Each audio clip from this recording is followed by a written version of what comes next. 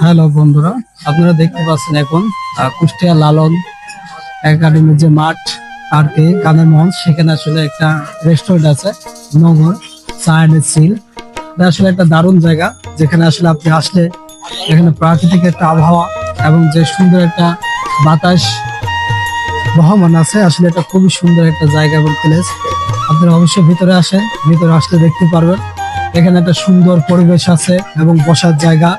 Plus এখানে আসলে আপনারা আপনাদের যে অনুভূতিটা আসলে এখানে চা খাবেন, প্লাস এখানে একটা সিল মুড থাকবে। অবশ্যই এই জায়গাটা খুবই সুন্দর এবং দেখতে পাচ্ছেন আপনারা পাশে একটা বড় নদী, এবং এই নদীতে যখন আসবেন, নদীর যে একটা প্রকৃতি, আসলে প্রাকৃতিক সুন্দর একটা জায়গা।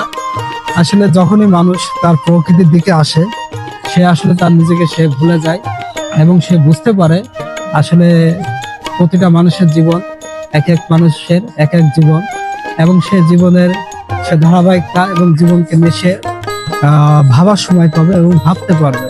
সুতরাং এখানে কুষ্টিয়া লালন একাডেমির যে মাঠ প্রাঙ্গণ, যেখানে গান অনুষ্ঠান হয়, এই গানের এখানে আসবেন এবং এই গানের অনুষ্ঠানের এখানে পাশে আর কি নোংর বলে একটা রেস্টুরেন্ট আছে।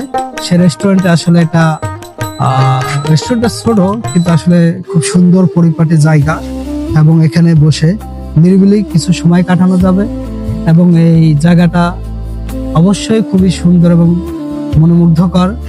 এখানে এসে আপনারা আপনাদের সময়টাকে উপভোগ করবেন, এবং এর সামনে যে একটা সুন্দর নদী দেখা যাচ্ছে, এটা আসলে প্রাকৃতিক খুবই সুন্দর জায়গা এবং খুবই সুন্দর একটা বড় নদী।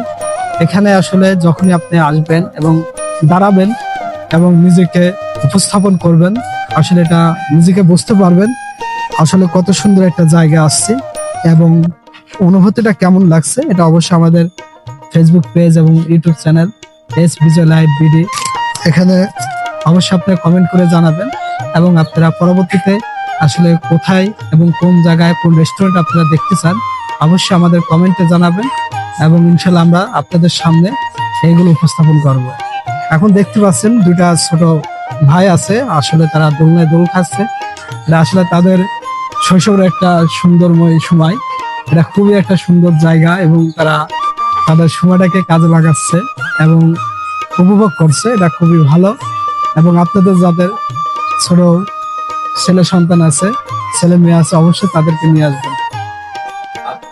সো এখানে একটু বসার আপনাদের অনুভূতিটা দেখাই, আসলে কেমন লাগছে অবশ্যই আপনারা কমেন্টে জানাবেন। এটা আসলে একটা